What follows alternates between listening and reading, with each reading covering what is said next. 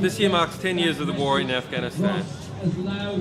We have to ask the question, are we entering into a phase of continued war?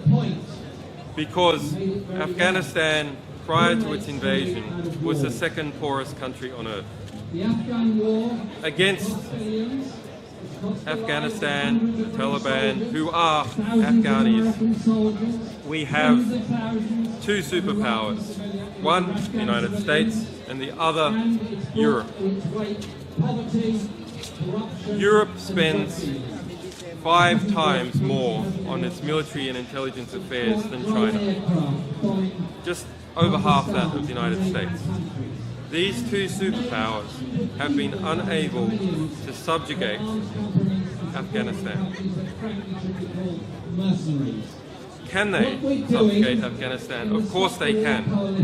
If there was a national will in the United States to do that, and there was a national will in Europe to do that, of course they could subjugate the second poorest nation on earth. That they cannot is not merely a reflection of the sophistication of the resistance to occupation in Afghanistan and the sophistication of the Taliban, but rather it is a reflection of the lack of genuine will amongst European and US soldiers. Because the goal is not to completely subjugate Afghanistan. The goal is to use Afghanistan to wash money out of the tax bases of the United States, out of the tax bases of European countries, through Afghanistan and back into the hands of a transnational security elite. That is the goal, i.e. the goal is to have an endless war, not a successful war. So Stop the War Coalition is important because we have to prevent it becoming normal for there to be a constant war.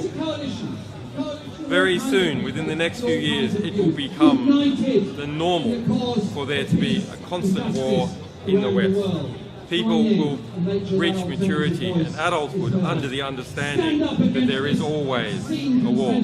And at that point, war will not be something that is unusual or surprising or horrifying. War will become the new normal.